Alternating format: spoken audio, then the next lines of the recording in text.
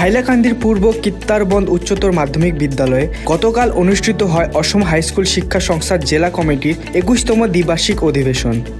দিনের শুরুতে ছিল পতাকা উত্তোলন, স্মৃতিচারণ, পরিচ্ছন্নতা অভিযান এবং প্রতিনিধি সভা। প্রধান অতিথি হিসেবে উপস্থিত ছিলেন কেন্দ্রীয় সভাপতি সুনন্দ কলিতা, দীপেন শর্মা, কলেজ অধ্যাপক ও জেলা পরিষদের সদস্যরা। উপস্থিত সকলে নতুন শিক্ষানীতির বাস্তবায়ন, মনোনয়ন ও ভবিষ্যৎ পরিকল্পনা নিয়ে গুরুত্বপূর্ণ দিক নির্দেশনা প্রদান করেন। এই অসম হাইস্কুল শিক্ষা সংস্থা হাইলাকান্দি জিলাৰ ২১তম দ্বিবাৰ্ষিক অধিৱেশনৰ উপস্থিত থকা আমাৰ সন্মানীয় অতিথি আৰু এই জিলাৰ কৰ্মকৰ্তাসকলক ধন্যবাদ আৰু কৃতজ্ঞতা জনাইছোঁ। এই সভালৈ আহি আমি আমাৰ বিভিন্ন সমস্যাসমূহ আলোচনা আৰু আমাৰ শিক্ষক শিক্ষয়িত্ৰীসকলৰ লগত যি আমাৰ অন্তৰংগ আলাপ, এই আলাপৰ সুযোগ পোৱাৰ বাবে আমাৰ অসম হাইস্কুল শিক্ষা সংস্থাৰ জন্মলগ্নৰ প্ৰধান দাবী হৈছে বিদ্যালয় প্ৰাধিকৰণ।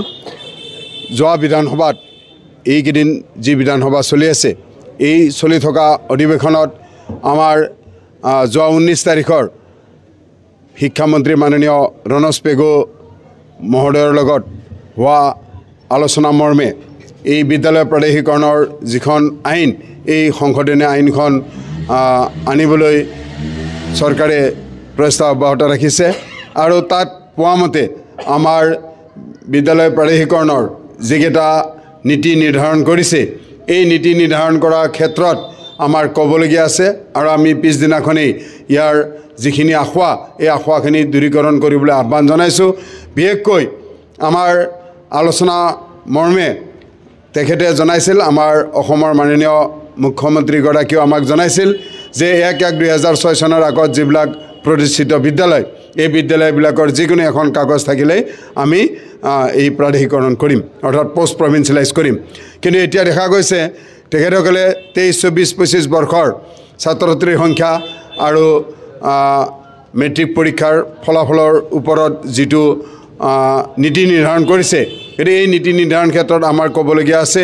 এইকাৰণে যে বৰ্তমান সময়ত এই আমাৰ পৰীক্ষা দিয়া পৰীক্ষাৰ্থীৰ সংখ্যা আৰু ছাত্ৰ ছাত্ৰীৰ সংখ্যা, যিহেতু এই বিদ্যালয়বিলাকে এতিয়ালৈকে আমাৰ চৰকাৰী কোনো সা সুবিধা পোৱা নাই, গতিকে সা সুবিধা নাপালে গতিকে তেওঁলোকৰ ক্ষেত্ৰত বিশেষকৈ শিক্ষকৰ অভাৱ আছে, গতিকে ছাত্ৰ ছাত্ৰীৰ সংখ্যা কমাটো স্বাভাৱিক। গতিকে সেইকাৰণে আমি আজিৰ এই হাইলাকান্দি অধিৱেশনৰ জৰিয়তে আমি আহ্বান জনাইছোঁ চৰকাৰক যে ১/১/২০০৬ চনৰ আগৰ প্ৰতিষ্ঠিত বা স্বীকৃতিপ্ৰাপ্ত বিদ্যালয়সমূহ আমাৰ বিশেষভাৱে ব্যৱস্থা কৰি প্ৰাধিকৰণৰ ব্যৱস্থা কৰিব লাগে। বিশেষ করে যেগুলো আমাদের দাবি, এই দাবিগুলো ইতিমধ্যে প্রায় দাবি আলোচনা করে ফেলেছেন আমাদের রাজ্যিক সভাপতি মহাশয়।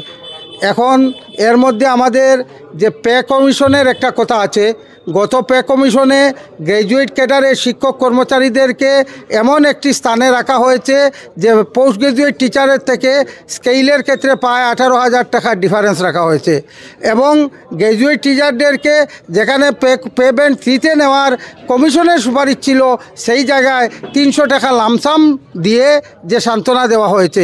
এই ক্ষেত্রে আসাম হাইস্কুল শিক্ষক সংস্থা যে চিন্তা করেছে, আমরা জেলার পক্ষ থেকেও সেই ক্ষেত্রে জোরালো দাবি রাখছি যাতে আগামী পে কমিশনে এই ধরনের ডিফারেন্স না হয়।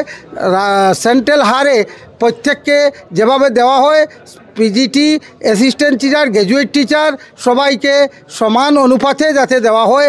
এখানে ইন্টারমিডিয়েট এবং গ্র্যাজুয়েটের মধ্যে অনলি 300 ডিফারেন্স, আর গ্র্যাজুয়েট এবং পোস্ট গ্র্যাজুয়েটের মধ্যে প্রায় 18,000 টাকার মতো ডিফারেন্স। এই ধরনের যে বৈষম্যমূলক অবস্থা না করে একটা সমান নীতিতে আমাদের সেন্ট্রাল স্কেলের হারে যাতে দেওয়া হয়, সেটাই আমাদের গুরুত্বপূর্ণ একটা সিদ্ধান্ত।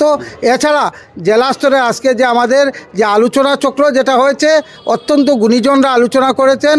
আমাদের এই গুণীজনের যে আলোচনা চক্র সেটা প্রতিটি বিদ্যালয়ে সার্থক হয়ে উঠুক। NEP 2020 আমরা যাতে সার্থক করে তুলতে পারি সেই আশা রাখছি, এবং জেলা স্তরের যেগুলা আমাদের IS অফিস কিংবা আমাদের এই ট্রেজারি অফিস সব সমস্যাগুলা আমরা যাতে শক্তভাবে কোনো ধরনের অসুবিধায় শিক্ষক কর্মচারী পড়েন না সেদিকে তীক্ষ্ণ দৃষ্টি রাখার সিদ্ধান্ত নিয়েছি। এই আলোচনাগুলো আমাদের এই অধিবেশনের মধ্যে হয়েছে। আমরা যাতে মূল কথা হচ্ছে আমরা শিক্ষকতার কাজে যাতে একদম ভালোভাবে নিয়োজিত থাকতে পারি, এবং বিদ্যালয়ে যেগুলা বেশিরভাগ আপনার যে বিদ্যালয়ের রুটিনের বাইরে যেগুলা বেশি কর্ম দেওয়া হয়েছে সেই কর্মগুলা কমিয়ে যাতে বিদ্যালয়ের শিক্ষকরা নিয়মিত বিদ্যালয়ে পাঠদান করে শিক্ষার্থীদেরকে ভালোভাবে গড়ে তুলতে পারেন সেই চিন্তা শক্তি রেখে আলোচনা করে আজকের এই অধিবেশন সার্থক হোক এই আশা রেখে আপনাদের প্রত্যেককে ধন্যবাদ জানিয়ে আমার আলোচনা এখানে। হাইলাকান্দি থেকে Abul Kalam লস্করের report, global news network.